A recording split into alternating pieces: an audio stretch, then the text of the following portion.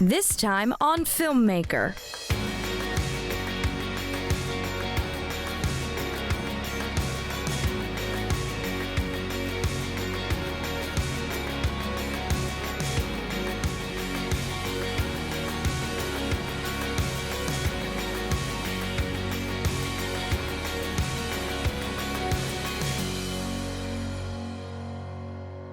This program is brought to you in part by Oolite Arts, What Miami is Made Of, and by Friends of South Florida PBS. Hello, my name is George V. Lopez. And I'm Michael J. Amachosa. And we are both co-directors of the short documentary Conjunto Universal. This is a documentary about a band that came from Cuba in the 60s and came over to South Florida and kind of branded themselves as a 13, 14-man band, and they brought the culture of South Miami. Yeah. My family, my father, my uncle, were both part of this band, so it means a lot to me to tell this very peaceful, humble South Florida story. Con suave aliento que al besarme sintiera lo que yo siento y a veces me pregunto qué pasaría si yo encontrara un alma como la mía.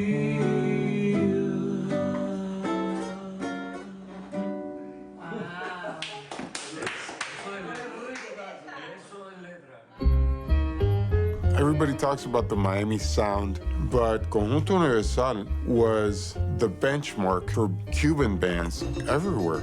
These guys, they were like legends back then. Llamaban al Conjunto Universal y la calle había que cerrarla porque se llenaba de personas. Many Cubans found that it was kind of a little escape. Conjunto Universal is playing this big thing and La Verbena and at the highlight, and it was like, wow, I wish we could be like them. And that was wild. Live bands, 1,000 people dancing. Together, we were great. Conjunto Universal trabajaba mucho. Era el grupo que más trabajaba y era el que más pegaba. Going one way and going separate ways destroyed us.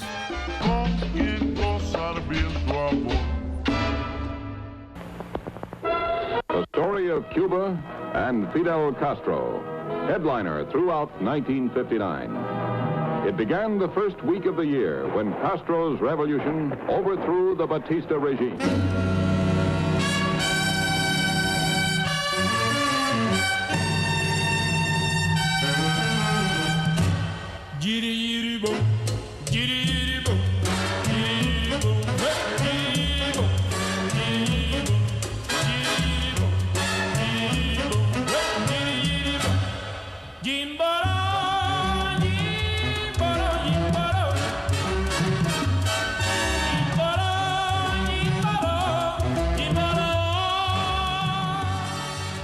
Llegué sin un centavo.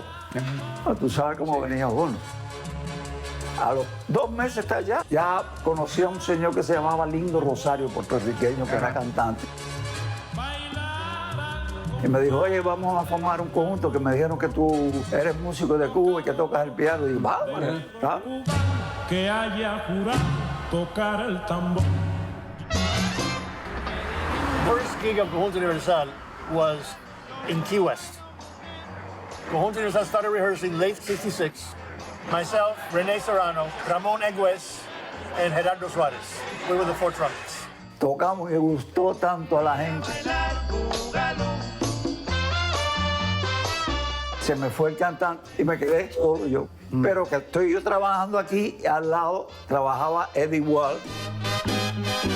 Yo conozco una muchacha que tremendo así. Entonces, este fue uno de los primeros Conjunto Universal. Jaime gave me the repertoire. I basically knew all of them by memory. Eddie era sonero, él inspiraba las canciones. The band was good enough to muscle its way into the dances. Y entonces ahí fue evolucionando el conjunto, entonces fueron cambiando de música, fuimos tocando. We were in the regular Saturday night, bailes cubanos. Fuimos a Panamá, fuimos a Venezuela. Y haciendo discos, hicimos el contrato con la Velvet. That was 1967. That was, the band got stronger with time, especially after I left. They became a much stronger band. Renee's parents, mom and dad, both died within very short time of each other. Things happen in bands, nobody's fault. But we took great umbrage in the way Renee's parents' death was handled. I wouldn't do it again. But all four of us, as a statement, left the band at the same time.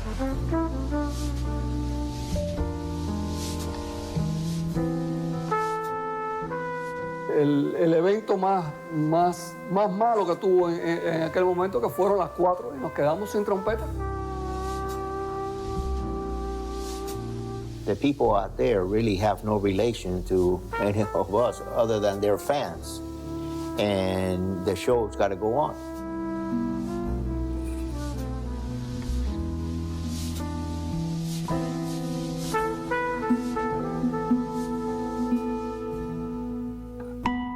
Jaime had his musicians of different everything approaches and attitudes and egos and you name it. So Jaime was kind of the guy that brought it all together. He could hear the music and write it at the same time. Oía el radio, lo captaba, lo grababa y hacía la transcripción, el arreglo para el conjunto. Fuimos buscando los músicos, yo los fui adaptando. When I joined the band, I never sang before. Era un jovencito que no sabía tocar música cubana. He taught me how to harmonize. Yo le dije, Eddie, tú sabes que yo lo que tocaba es guitarra, y me dijo, no, Jaime te enseña. He taught me a lot about the intricate harmonies in his arrangements. Sabía mucho de música, de armonía, tocaba piano, tocaba saxofón, tocaba guitarra.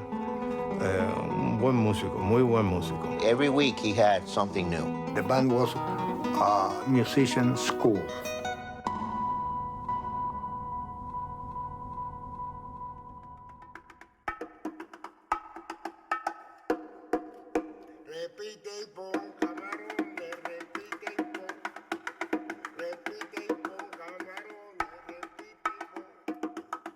Jaime sabía lo que le gustaba al público. We were now a group. Jaime had his ideas, and you followed them, and that was it.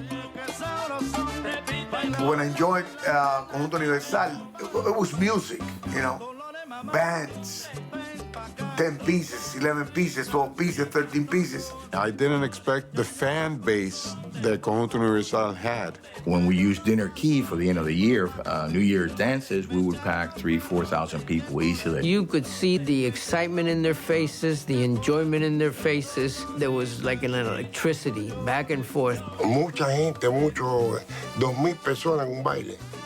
Imagínate tú, yo con todo, las muchachitas y... 3 muchachitas de nombre María, las 3. Nosotros decíamos las 3 Marías, que eran las del fan del Conjunto Universal.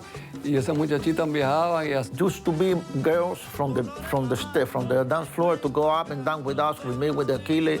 Aquiles was always a lead singer, so there was synergy, and Jaime, Eddie, Aquiles.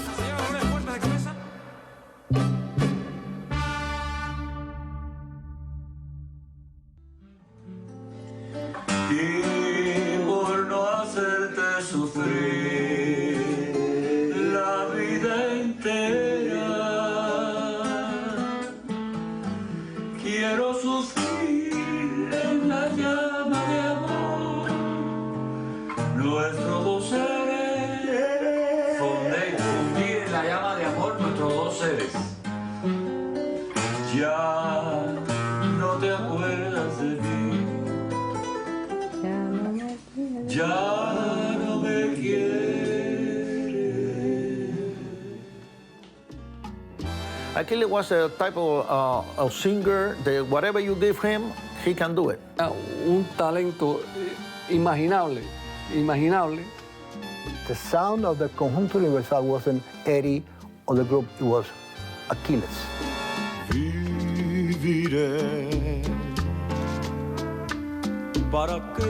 Hubieron otros cantantes, otros coristas también en el conjunto, pero como Aquiles, la voz de Aquiles, la afinación de Aquiles, eso no, son muy pocos los que se ven, no solo aquí en la música del Conjunto Universal, en el mundo entero que yo he visto, muy poco, se lo dijo. It was a very powerful voice. Yo diría que era la luz del Conjunto Universal. That kind of gave a little bit of the signature sound to the conjunto.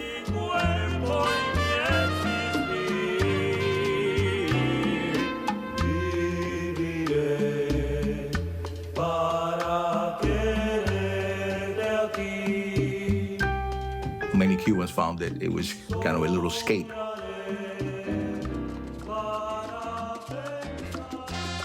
Cuban music kind of helped the people who were in attendance to reminisce a little bit of their homeland. And so Celia Cruz came down, and we would play the first set, warm up the audience, until she would come on stage. They would share the stage because we were the local big dog. The Cuban dances were packed to the tune of 1,300 people. Tú traías al Gran Combo, a Rey Barreto, a Tito Puente, a Celia Cruz, y hacías un baile aparte del Conjunto Universal, que siempre tocaba el Conjunto Universal y los Jóvenes Hierro, y nosotros estábamos full, y la demás gente vacío. Cuando reventó el Conjunto Universal fue con Que Se Sepa, en el año 73. Que se sepa, Dolorita, whatever, Siento la Dicha, we were always number one. Nosotros teníamos cantidad de personas que eran fanáticos del Conjunto Universal, inclusive viajaban con nosotros cuando nosotros viajábamos por los Estados Unidos. También el conjunto viajó a Puerto Rico, a Nueva York. Denver, Dallas, Houston, New Orleans, Jacksonville, no se quedaba un cubano en la casa. Era una maquinaria que nunca paraba. We were tight. We could respond to motions and movements and everything. They played events every single weekend, and that was unheard of. Hicimos muchas cosas y se hacían rápido porque como el conjunto tocaba tanto, cuando llegábamos al estudio ya no sabíamos las canciones y después de los estudios eso pues a comer para el Versalles, para la carreta. We were huge. Band was enormous. El Conjunto Universal era God. I gotta say, we weren't in it for the money. We didn't make that much money. Sometimes you wonder about where you should be getting more paid, since you see that every venue that you're playing at, it's packed to the max. Pensábamos más en la música que en el dinero y cobramos muy poco. Ironically, that popularity that was in the real world, as I would say, or in terms of engagements, weddings, etc., was not necessarily translated into the radio scene. Having a record on the radio continuously helps you a lot. Entonces tú llegas ahí a promover el disco y ellos te quieren y te abrazan y te ayudan, una emisora de radio, y te ponen el disco. Pero cuando tú coges el avión y te vas, lo botas. Entonces, inclusive, ya la música cubana no era la prioridad de la radio. Because what's cheaper to take a DJ to the club than the band? Miami was growing, and within its growth, also there were different tastes. There was a big interest or movement on disco music. Maybe this is not going to be a great thing for the live music part. From Miami Beach, the disco capital of the world. When you mention disco, the Miami sound always comes up. Disco music is written, produced, recorded, and pressed here. It's a multi-million-dollar business and highly competitive. When disco kicked in, then that was the killer.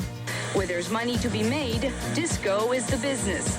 The Bee Gees recorded their Saturday Night Fever album at Criteria in North Miami, and America started dancing like never before. The most popular music is starting to come from Miami. Mantener una orquesta de 13, 14 músicos is impossible. Ya eso it's not going to happen anymore. And what is considered America's first disco hit, Rock Your Baby, came out of TK in the summer of 1974. People are not interested in the music of yesterday, not the young people of today. live music really dropped off in that period with a heavy input of disco music and particularly DJs playing pre-recorded music. The DJs pick up new releases every Monday and Thursday. I picked up about 6 records on Thursday. I really didn't get a chance to listen to all of them. I listened to about 4 of them. Out of the 4 that I listened to, I liked one particular record, the Foxy record.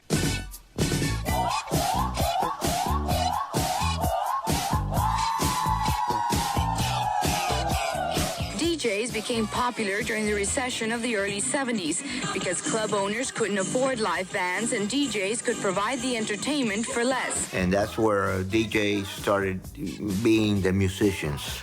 For the most part, he just spins records and does no talking. That's from the old conga that they did in Cuba years ago. As a producer and as a manager, I know that one of my records is being programmed at least once a night in, let's say, 80% of the discotheques in the city. Nosotros teníamos 10, 12 long playing, se podían dar banquetes poniendo el Conjunto Universal en la fiesta y tocando el Conjunto Universal y el Conjunto Universal estaba durmiendo en la casa. Someone approached Jaime and said, you know, if you want to make it, you're going to have to make changes to the band. And he said, I wouldn't do that. Some of them wanted to go the nightclub route, and Jaime wanted to stay the way things were. Varios de los músicos se fueron a otra orquesta, al Miami Sound Machine, que comenzaba en ese tiempo con su apogeo duro. Se fueron algunos músicos clave. Emilio Estefan from Miami Sound Machine had called me. He was looking for a trumpet player. So I went over to his house, we had a conversation. I told him I was getting paid $65. He said, I'll give you $75.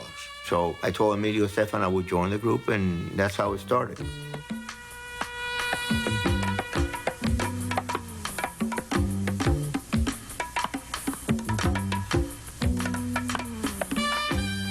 I'll just really be brutally honest.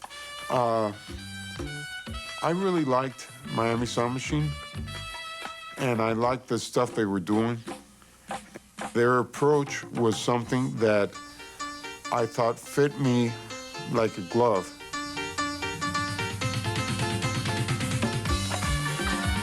I saw the prospects of being in a really big ocean, not just a pond anymore, and not just local, something that would go around the world. Nosotros empezamos más grande que Sound Machine, pero después Sound Machine se puso completamente en el mundo entero.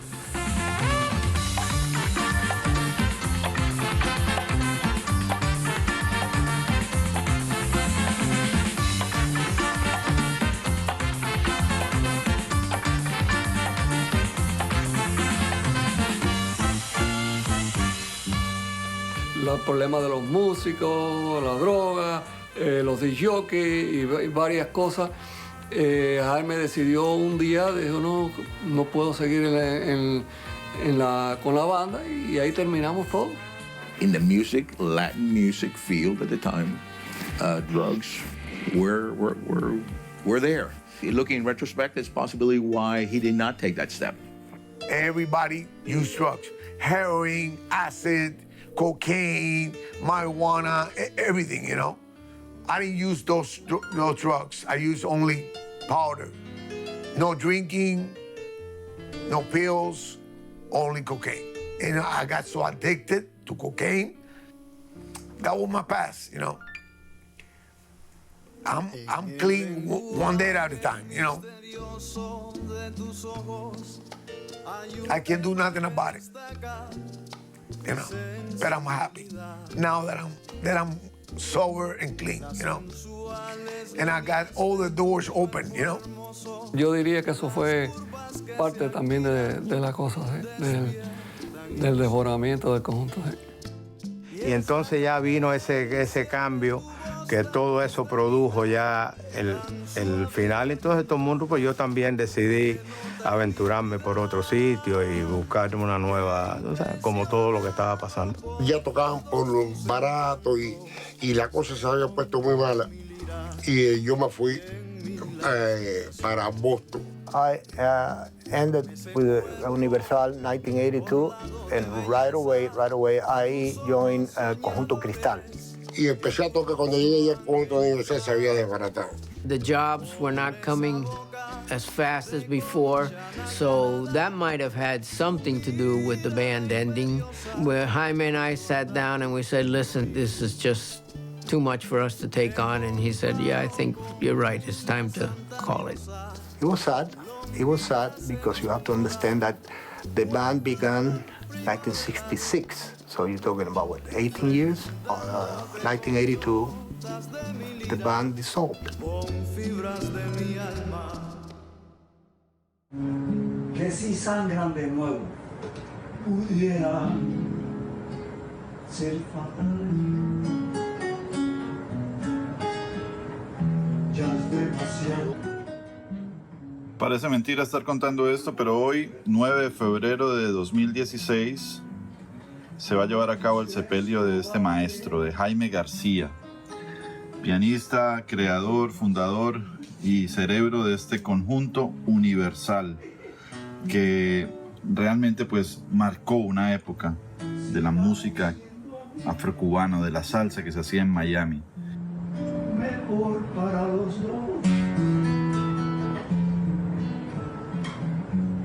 Pues vivo convencido.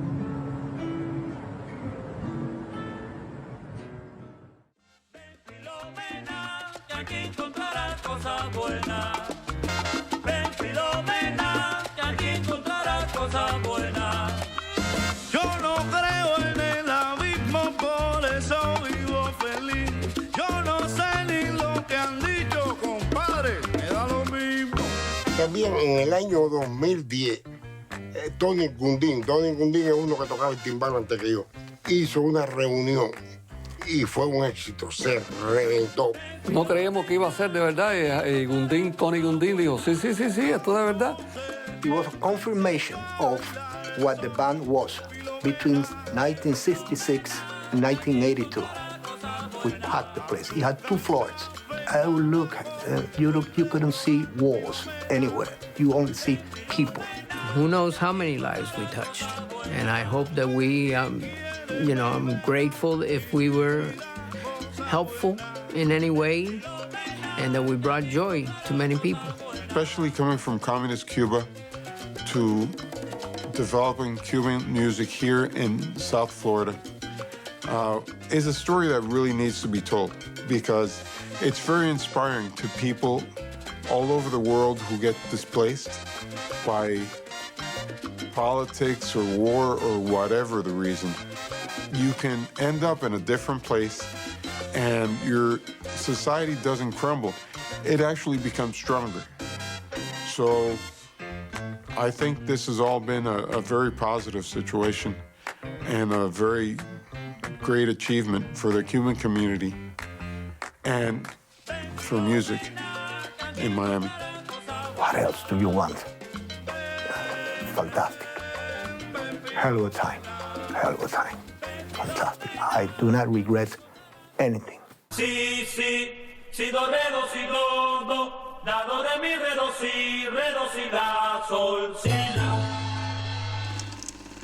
My family talked about it a lot at the dinner table. My dad specifically said that he played in a Cuban band when he was a teenager all the way until he was in mid-20s. So I thought to myself saying, how come no one really talks about this band as much? It grasped me hard and I was like, you know what, we need to actually talk about a piece of this forgotten information or, forgotten history of Miami. And if we don't tell this, no one will. Miami had such a variety of live bands playing on every single corner in Miami Beach from 59 all the way until like late 60s. That's where this band thrived on. You have 10, 20,000 people jam-packed in these small auditoriums in Mailander and Hialeah Auditorium, and they would just be dancing all night long, remembering something that they longed for in the past. But now they have to start a new life here in South Florida. They remember the past, they can acknowledge it, but this is now their new home. And so what better to do than bring their old home into South Florida. Putting together what the interviews, like each individual interview would look like. I had a blast doing that with the production team, and we just like, you know, the different lighting, the different colors for each interview and what we're gonna put behind them. Kind of like the production design was my favorite part. Have a shot list. Yeah, definitely a shot list. We were running gunners, guerrilla style. Maybe it's not the best for other styles of film, but in this specific situation, I learned that shot lists were probably better since I was a kid, honestly. Yeah, same with me. It's been a passion of mine forever. Writing, just anything creative. Everyone has a story. So that's probably the big reason why I got into film, is for me to tell stories that I personally know that would love to be on the big screen.